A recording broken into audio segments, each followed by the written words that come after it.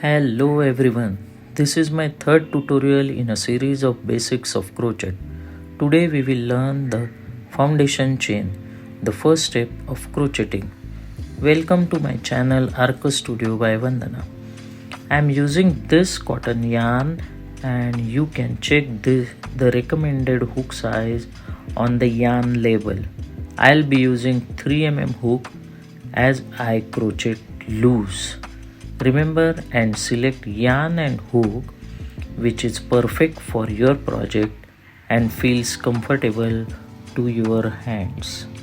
Now after selecting the perfect yarn, gently try to pull the yarn end from the center of the ball as shown here and find a strand that moves smoothly and tuck the rest back inside. This helps the ball stay in one place and roll less. Every story has a beginning. Let's start with a slip knot. Make a loop, pull the yarn through and place it on your hook. That's all. That is slip knot. Tighten it gently so it can move easily. Watch again. It's called slip knot because the loop can slide, tighten or loosen easily on the hook. We can yarn over and pull the yarn through the loop on your hook. Repeat this step again. Yarn over and pull the yarn through the loop on your hook. One chain is born. Repeat this step steadily, calm and flowing. Don't rush.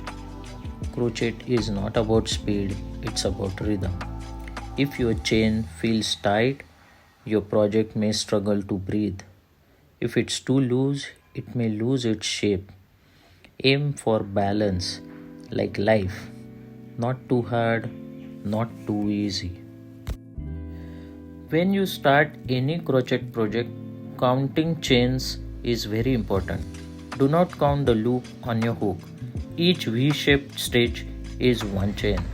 Count from the first chain after slip knot. 1, 2, 3. Always recount before starting your next row. Correct chain count gives correct size. Understanding chain parts. Now that you have made chain evenly, let's look closely at the chain. Each chain has 3 parts. The front loop, which is facing you, the back loop, which is away from you, and the bump behind them. The little bump that is like the spine of your chain, often hidden backside, but very important. Different patterns use different parts of the chain, so it's good to identify them early.